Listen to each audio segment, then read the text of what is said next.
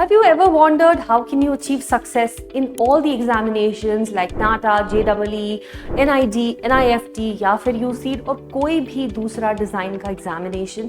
Well, आपको सबसे पहले पता होना चाहिए कि ये जो एग्जामिनेशंस हैं इनके पैटर्न्स क्या हैं, करेक्ट? सो एक बार हम वो अंडरस्टैंड कर लेते हैं, we completely understand that what kind of questions are asked, marking कैसे होती है, we have half understood the problem. तो हमारी प्रॉब्लम सॉल्व हो जाएगी, हमको पता चल जाएगा कि एग्जामिनेशन में कैसे पूछा जाते हैं सवाल, क्या पूछा जाता है हम लोग उसे एग्जामिनेशन में।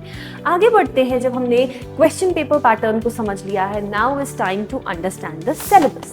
सिलेबस में हमें जो है बहुत ब्रीफ डेफिनेशंस में, बहुत ब्रीफ टॉपिक्स में बताया गया होता है कि आपसे ड्राइंग पूछा जाएगा। अब ड्राइंग में एग्जैक्टली क्या, उसके लिए हम आपको गाइड कर रहे हैं और हमने आपको कॉन्स्टेंटली बताया है कि ड्राइंग में चीजें आती हैं जैसे perspective drawing, 1 point perspective, 2 point perspective, 3 point perspective. आगे बढ़ते हैं, ड्राइंग में आपको कंपोजिशन से रिलेटेड क्वेश्चंस पूछे जाएंगे। कंपोजिशन की बात जब हम करते हैं तो उसमें एलिमेंट्स ऑफ डिजाइन आ जाते हैं, जिसमें पॉइंट है, लाइन है, स्पेस है, फॉर्म है, ठीक है। फिर आगे बढ़ते हैं, फिर प्रिंसिपल्स ऑफ डिजाइन की बात आती है। प्रिंसिपल्स ऑफ डिजाइन में यूनिटी है, हार्मनी है, बैलेंस है, रिदम है, मूवमेंट है। तो इन्हीं प्रिंसिपल्स के अराउंड जब भी हम कोई कंपोजिशन बनाएंगे तो हमारी कंपोजिशन एस्थेटिकली प्लीजिंग बनेगी। इसके अलावा हमें अंडरस्टैंड करना पड़ता है लाइट को, शैडो को, कि किसी भी ऑब्जेक्ट पे अगर कोई लाइट पड़ रही है तो उसका शैडो कैसे कास्ट होगा। हमें शेडिंग टेक्निक सीखनी पड़ती है। इसके अलावा हमें सीखना पड़ता है ऑब्जेक्ट ड्राइंग, कोई भी चीज, फॉर एग्जाम्पल पेन हो गया, मोबाइल फोन हो गया, you know the mouse that we use, the keypad that we use, all these are objects for designers, जो वो डिजाइन करते हैं keeping in mind the human ergonomics, human anatomy. So हमें human anatomy भी पढ़ना पड़ता है कि ह्यूमन बींग्स जो हैं उनकी बॉडी कैसे मूव करती है। तो अगर हम कोई ऑब्जेक्ट बना रहे हैं, अगर हम कुछ डिजाइन कर रहे हैं तो हम कंसिडर करते हैं कि ये जो डिजाइन है ये ह्यूमन एनाटॉमी के साथ कैसे फिट बैठता है, करेक्ट? अगर मैं कोई टी शर्ट डिजाइन कर रही हूँ तो it should have the arm sleeves, arm holes जो हैं वो प्रॉपर प्लेस पर होने चाहिए, ह्यूमन एनाटॉमी के रिलेशनशिप में होने चाहिए, करेक्ट? सो नेक जहाँ से आपका अंदर जाएगा वहां पर आपको एक होल देना है। So all these things you need to study in order to be a good designer. So आपसे यही सवाल पूछे जाते हैं। सिलेबस में आपको बहुत डिटेल्ड ये सब नहीं बताया जाता है कि you know we will talk about light, we will talk about shadow, we will talk about principles of design. इसके अलावा कलर थियरी आपसे पूछी जाएगी, you know you will be asked about colours, जिसमें आपको कलर व्हील पढ़ना पड़ेगा, आपको कलर थियरीज पढ़नी पड़ेगी, कलर साइकोलॉजी आपको समझना पड़ेगा। मे बी आपके एग्जाम में पूछा जाएगा कि you know design a logo for may be for physics वाला। अगर आपको फिजिक्स वाला एक एडटेक जो है आज की डेट में जो एजुकेशन प्रोवाइड कर रहा है ऑनलाइन, उसके लिए लोगो डिजाइन करने के लिए बोला जाए तो आप क्या क्या पैरामीटर्स देखोगे, आप उसमें क्या कलर्स चूज करोगे, कौन से कलर का क्या इम्पैक्ट होगा ह्यूमन बीइंग पे।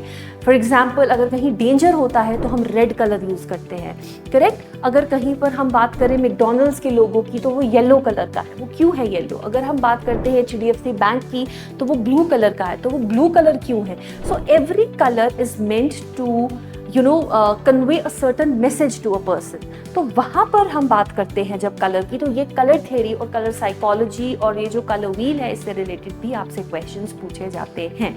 सो हमने सबसे पहले अपना एग्जाम का पैटर्न समझ लिया, ये समझ लिया कि हमसे क्या पूछा जाएगा और एग्जाम में कैसे मार्क्स डिवाइड होते हैं। फिर हमने समझा कि सिलेबस क्या है, उसको हमने डिटेल में समझा कि हमें एलिमेंट्स पढ़ने हैं, प्रिंसिपल्स पढ़ने हैं, पर्सपेक्टिव पढ़ना है, ऑब्जेक्ट ड्राइंग पढ़ना है, ह्यूमन एनाटॉमी पढ़ना है, करेक्ट? फिर हम आगे बढ़ते हैं और अब हम देखते हैं कि हम कुछ मॉक पेपर्स भी ट्राई करेंगे ताकि so that we put ourselves in the environment, in the stressful environment जिसको हम एग्जामिनेशन में फेस करेंगे। हमारे पास टाइम का रेस्ट्रिक्शन होगा, हमारे पास रिसोर्सेज का रेस्ट्रिक्शन होगा, तो हम अपने आप को सिमिलर एनवायरनमेंट में पुट करेंगे and we will try and solve some previous year question papers, some mock question papers, so that we also know कि वेयर डू वी स्टैंड और हम कैसे इस एग्जामिनेशन में फेस करेंगे, you know all the questions which are asked, what be our time distribution pattern. तो वो सब चीजें हम वहां से समझेंगे। In addition to this, what you have to do is you always have to pay attention to the division of marks. अगर आप समझो